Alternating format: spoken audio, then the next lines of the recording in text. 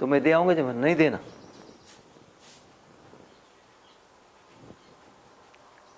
ये क्या होगा? मुझे जानते थे वो नहीं देना, क्यों देंगे तो फिर लड़ाई करेंगे आप। क्या करना है, देने की पद्धति होती है, वैसे नहीं देना है। कल रविवार है, ठीक है, सोमवार चले जाना, और आप वहां चले जाना, दोनों हाथ ऐसा कर लेना और सिर नीचे कर लेना, मुझसे भूल हो गई, मुझे दंड दे दो, मेरे दोष का दंड दे दो, ऐसा कह देना, सिर नीचे कर लेना। जो दंड देंगे भोग लेना, भोगने के पश्चात फिर वो जाना 5 रुपये देकर आ जाना। ये पद्धति है दंड भोगने की पद्धति। हमको दंड भोगने की पद्धति भी आनी चाहिए, अपने दोष को स्वीकार करने की पद्धति आनी चाहिए। ये बहुत बड़ा विज्ञान है। इस विज्ञान में ऋषि महर्षि बहुत ऊंचे थे। आज भी संसार में हमारा देश ही ऊंचा है। सारे संसार को जान आज भी भारत दे सकता है, शांति दे सकता है, और कोई देश दे नहीं सकता, किंतु हम अपने स्वरूप को भूल गए। एक तो हो गए। अब तीसरी बात है, ये विशिष्ट बात है, इसकी कल्पना हम कम करते।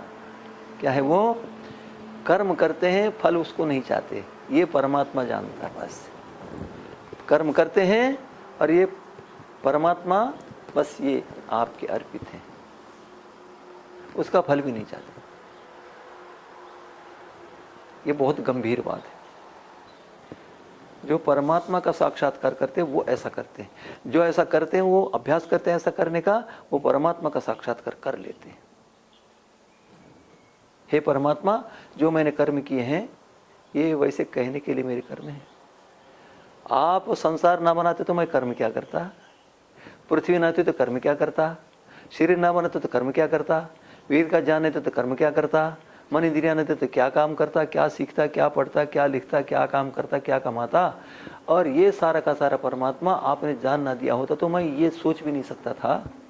आपके ज्ञान से ही मैं ये सोच रहा हूं कि ये आपका दिया हुआ ज्ञान है, ये भी आपका सामर्थ्य है। आपने सामर्थ्य न दिया होता तो मैं ये भी नहीं जानता कि ये परमात्मा का है, और ये ज्ञान भी ये परमात्मा का, ये ज्ञान भी आपका ही है। ऐसा समझ करता है ना, उसको उस समय परमात्मा अपना साक्षात स्वरूप करा, अपने स्वरूप का साक्षात्कार कर आनंद दे देता है। और जो परमात्मा उसको आनंद दे देता है, उस अवस्था में उसका अज्ञान कटता जाता है, दुख कटता जाता है, क्लेश कटते जाते, क्रमशः करते करते करते समय ऐसा आ जाएगा वो दोषों से रहित हो जाएगा, क्लेशों से रहित हो जाएगा। ये मनुष्य के जीवन का लक्ष्य। तो हम कर्म के इन 4 स्वरूपों को देखने का प्रयास करना चाहिए। हम बिना कर्म के फल चाहते हैं क्या? नहीं कहते, ठीक है, चाहते हैं तो उसको छोड़ दो। ये भी देखें, क्या हम थोड़ा कर्म करके अधिक फल चाहते हैं? करते हैं, छोड़ दो, नहीं तो ठीक है।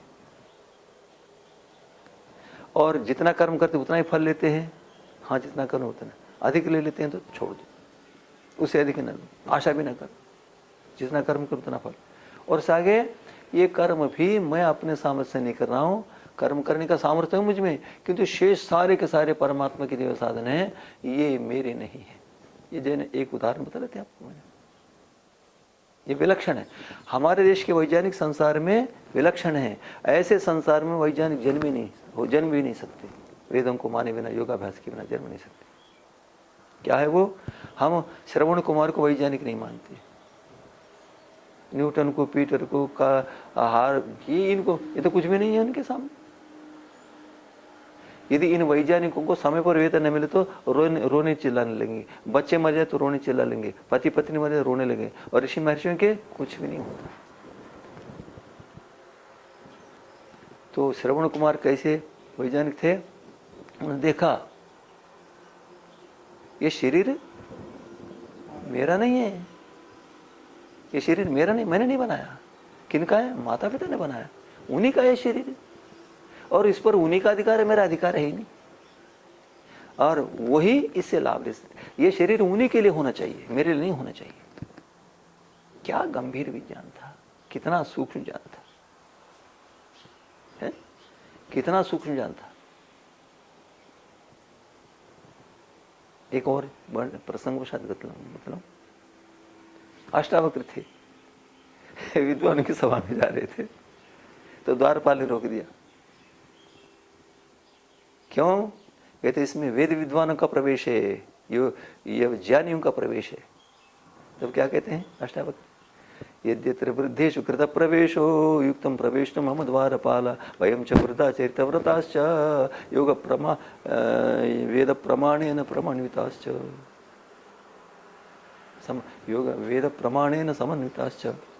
यद्यत्र वृद्धेषु कृत प्रवेश है द्वारपाल, यदि वृद्धों का ही यहाँ प्रवेश करने का अधिकार है, वयं च वृद्धा, मैं भी वृद्ध हूँ, वेद प्रभाव में समन्विता से, मैं भी वेद से प्रभावित हूँ, मैं भी वेद के विद्वान। चाहिए कितना सूक्ष्म ज्ञान था। शरीर को तो छोड़ दिया उन्होंने, आत्मा को पकड़ लिया, आत्मा के ज्ञान को पकड़ लिया, आत्मा के सामर्थ्य को पकड़ लिया, आत्मा का जो आधार परमात्मा उसको जान लिया, वो उसने जान दिया उसमें ये।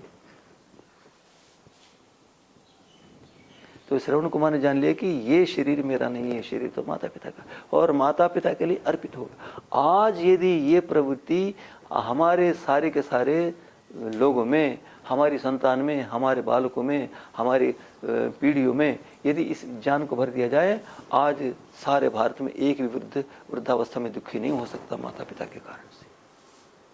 आज लाखों वृद्ध रो रहे हैं, आंसू बहा रहे हैं। मैंने घटना बतलाई थी, माचा रेड्डी यहाँ से कुछ दूर पर गांव,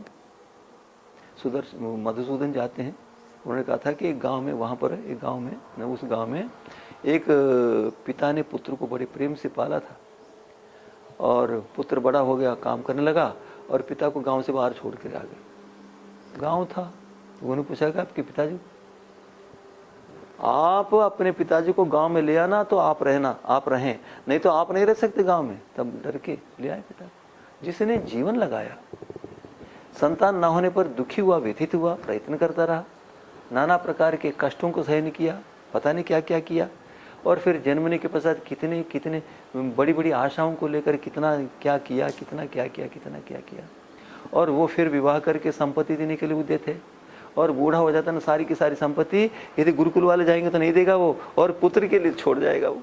उस पुत्र को जो सारा का सारा संपत्ति पिता पुत्र को देना चाहता है, उस पिता के उपकार को वो नहीं जान पाया, तो क्या पढ़ पाया, क्या जाना। यदि जान लेगा तो निश्चित रूप से उसका सिर झुक जाएगा, और उनको एक कटु शब्द कहने का साहस नहीं होगा। आज अमेरिका, ये जो ऑस्ट्रेलिया ना, इस दुख में संतप्त है। कारण क्या? वैदिक वर्णाश्रम व्यवस्था नहीं रहा। यहाँ पर क्या है, विवाह करते हैं, किसी लिए करते हैं, किस लिए करते हैं जी? विवाह करते हैं कि समाज में उत्कृष्ट मनुष्यों को उत्पन्न करके समाज को अर्पित कर देंगे, उत्कृष्ट परंपराओं को सुरक्षित रखेंगे और उत्कृष्ट करेंगे। विवाह इसीलिए करते, वहाँ पर विवाह इसीलिए नहीं करते। वहाँ क्या करते हैं, जब इच्छा हो गई मिल लिया, छोड़ दिया, उनका अधिकार भी नहीं। आज 7 साल के बालक को ऑस्ट्रेलिया में, अमेरिका में पिता पीटे तो क्या होगा, वो कारावास में खड़ा हो जाएगा। आज भारत में 60 साल के पुत्र को 90 साल का पिता जो है ना, 20 व्यक्तियों के मध्य में एक चमाटा जमाता, एक थप्पड़ मारता, तो वो कितना उच्छृंखल फिर भी सिर झुका कर रह जाता, उल्टा नहीं बोलता। और कोई कोई पुत्र होता तो कहता, पिताजी मैंने दोष किया, छोड़ दूंगा, आपको दुख हुआ, मैं अगले बार दुख नहीं होने दूंगा। श्रवण कुमार ने क्या किया, मेरा नहीं है, जीवन लगाया उसके पीछे, वो तो न तो नौकरी करता था न कुछ करता। तो ये प्रवृत्ति हमें आनी चाहिए। ये क्या है, ये परमात्मा का है, हमारा नहीं। जो भी हमने शुभ कर्म किया परमात्मा की ज्ञान से किया, परमात्मा की आज्ञा से किया, परमात्मा के सामर्थ्य से किया, ये परमात्मा का ही, हमारा नहीं। ये है चौथी प्रवृत्ति, ये मनुष्यों को उन्नति की ओर ले जाने वाली प्रवृत्ति। इसलिए हमें इन बातों को जानकर इस प्रकार चौथी स्थिति को प्राप्त करने का प्रयास करना चाहिए, तो हमारा जीवन सुखमय बनेगा, हमारा समाज संगठित होगा, समाज सुखमय बनेगा, समाज परिश्रमी बनेगा, समाज उन्नति की ओर जाएगा, अनेक प्रकार से उन्नति की ओर जाएगा। नहीं तो समाज उन्नति की ओर नहीं जाएगा, लोगों को दुख भोगना पड़ेगा, लोगों को दुखी होना पड़ेगा, और उनके साथ ये भी दुखी होगा। इसीलिए इस वैदिक सिद्धांत को हमें जानना चाहिए कर्म सिद्धांत की कसौटी से हम प्रतिदिन अपने कर्मों का परीक्षण करके और हम चौथी कोटि में पहुंचने का प्रयास करें तो ठीक है। चौथी कोटि में पहुंचेंगे तो हमारा कल्याण होगा, अन्यों का कल्याण होगा और परमात्मा की आज्ञा का पालन होगा, हमको मोक्ष मिलेगा, हम दुखों से मुक्त हो जाएंगे, हम अज्ञान से मुक्त हो जाएंगे, परमात्मा ज्ञान से युक्त हो जाएंगे। हमारे देखा देखकर, हमारे पीछे चलकर सारे संसार के लोग अज्ञान को छोड़ देंगे, दुखों को छोड़ देंगे और आनंद का अनुभव करेंगे, उन्नति को प्राप्त करेंगे। ओम।